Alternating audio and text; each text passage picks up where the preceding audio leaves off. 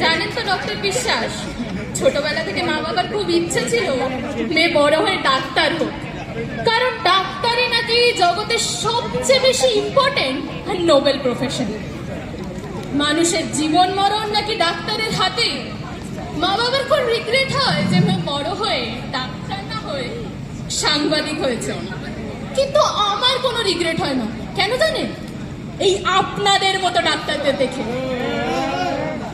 যারা প্রতিনিয়ত নিজের পকেট গরম করার জন্য এতগুলো মানুষের জীবন নিয়ে খেলা করে যায়। আর আপনাদের সাংবাদিকদের এই কালোকে সাদা, সাদাকে কালো করার খেলাটা পয়সা ছাড়া নিশ্চয়ই খেলেন না। আমার দিকে কাদা ছুড়ে কি লাভ বলুন তো? তা দিয়ে কি এই নির্যাতিতা মেয়েটার গায়ের রক্ত আপনার হাত থেকে ধুয়ে ফেলতে পারবেন? সত্যিটা হলো, you have misused your powers, you have sold your morals, you have sinned. Power, morals, sin. যার হাতে যত পাওয়ার তার হাতে তত দায়িত্ব। তাই তো এই গ্রামের প্রত্যেকটা দুর্বল, অবলা, মা, বোন, মেয়েরা, মহিলা সবাই আমার দায়িত্ব।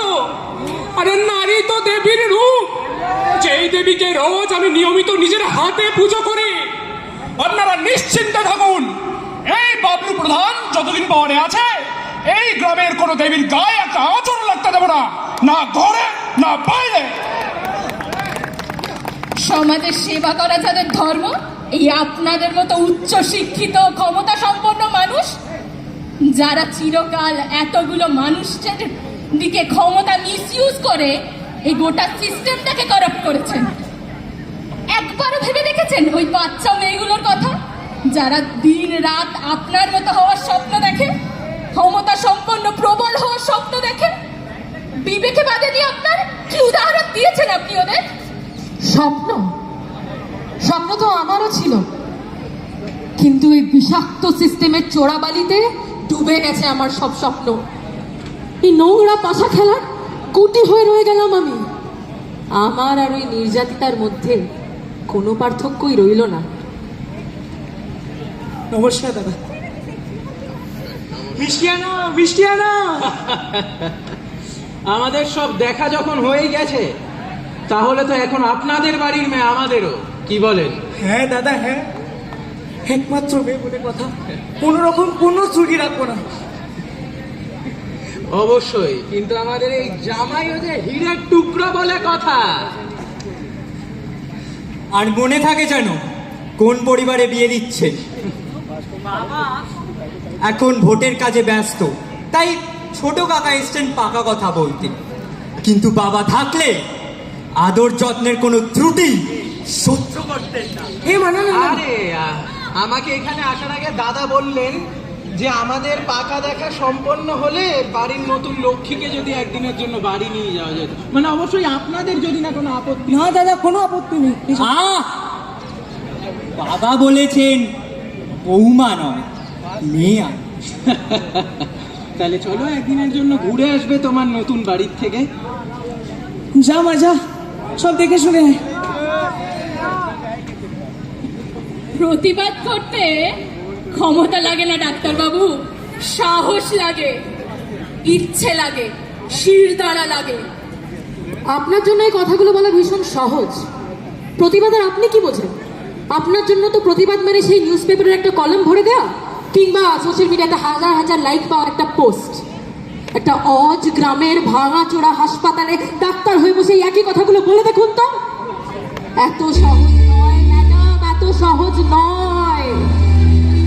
ওই মেয়েটার মতন আমার হাতও সমাজের শেকলে বাঁধা, শক্ত থেকে শক্ত শির দ্বারা ভেঙে চুরমার হয়ে যায় পরিস্থিতির অত্যাচারে। ক্ষমতা, কলমের ক্ষমতা ভ্রষ্টাচারের পাহাড়ের তলায় চাপা পড়ে ধুলোয় মিশে যায়। চিৎকার করতে গেলে দুটো অত্যাচারী বলিষ্ঠ হাত এসে মুখটা চেপে ধরে। সুর হারিয়ে যায় চিরজীবনের মতো। অত্যাচারী বুক চিটিয়ে ঘুরে বেড়ায়, আর যে অত্যাচারিত সে ভয়, লজ্জায়, ঘৃণায়, হতাশায় বিকলাঙ্গ হয়ে একটা কোণায় পড়ে থাকে। মা, আমি যাবো না। ওই বাড়িতে যাবো না মা, আমাকে বিয়ে দিও না ওই বাড়িতে, আমি যাবো না। সব তুই কি বলছিস? ওটাই তো এখন থেকে তোর বাড়ি, তোকে তো সারা জীবন এখানে থাকতে হবে। তোর মা বাবা, তোর পরিবার। মা তুই বোঝার চেষ্টা কর, তোর শ্বশুর মশাই কত বড় ভাবের মানুষ। আরে তোর কপাল খুলে যাবে রে। ওই নোংরা লোকটা আমাকে মাঝে মাঝে চুয়েছে মা, আমি যাবো না। চুপ, একদম চুপ। তুমি তোর শ্বশুর মশাই হন, ছি, লজ্জা করে না তোর? ওনাকে নিয়ে এসব কথা বলছিস তুই? একটা কথা ভালো করে মনে রাখ, তোর বিয়ে ওই বাড়িতেই হবে। তোমার ভাই বোন বাবা, আর এটা আমার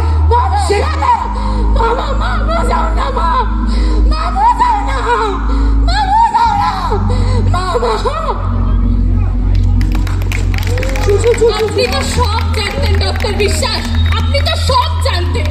আপনি ওদের ফ্যামিলি ডক্টর ছিলেন, আপনি সব কিছু জেনে বুঝে চুপ করেছিলেন। দিনের পর দিন মেয়েটার ওপর কি অত্যাচারী না হয়েছে, শারীরিক মানসিক এমনকি যৌন অত্যাচার, তাও আবার তার শ্বশুরের দ্বারা। আপনি সব জেনে চুপ করেছিলেন।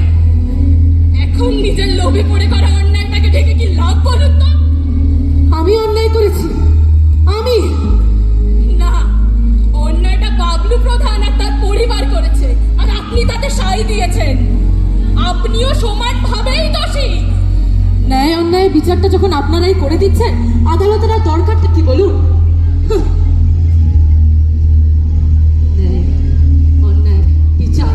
একটা কথা বলুন তো, আজকে আপনি যে আমাকে এতটা দোষারোপ করছেন, আজকে যদি এই নেতাদের মধ্যে ভোটের আগে এই কাদা ছোড়াছুড়ি খেলাটা না হতো, এই ঘটনাটা কি কোনোদিনও কারোর সামনে আসতো, ওই মেয়েটার ব্যাপারে একটা উল্লেখ হতো? ঘটনাটা কিভাবে সামনে এলো সেটা গুরুত্বপূর্ণ নয়, সত্যিটা হলো যে আপনারও ওই মেয়েটাকে নিয়ে কিচ্ছু যায় আসে না। You see where the hypocrisy lies?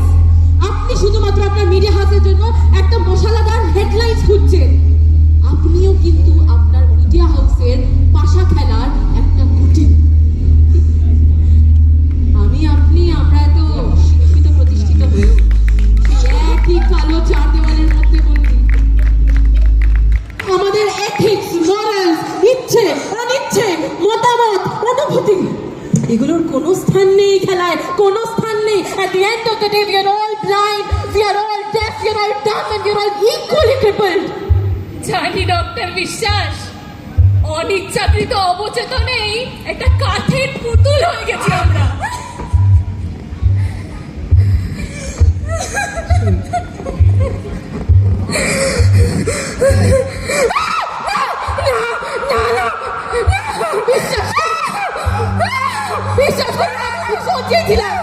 আমি ভীষণ চেয়েছিলাম যে আমি কিছু করতে পারি মেয়েটার জন্য, ওই মেয়েটাকে একটু কষ্টে আমার খুব মেরে যেত, আমি পারিনি।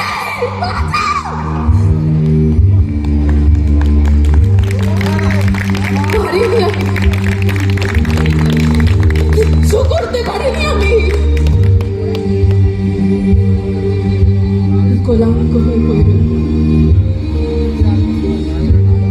আমি জানি ডক্টর বিশ্বাস, বিশ্বাস করুন আমিও বুঝি, বিশ্বাস করুন আমিও বুঝি।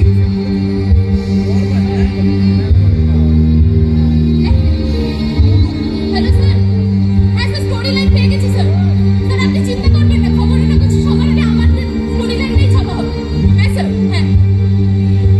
আসলে ব্যাপারটা কি জানেন, সত্যি বলে না, সত্যি কিছু নেই। আমরা যতই ভাবি আমরা আলাদা, আমরাও কিন্তু তাদেরই দলে, আমরা সবাই তাদেরই দলে, আমরা সবাই তাদেরই দলে।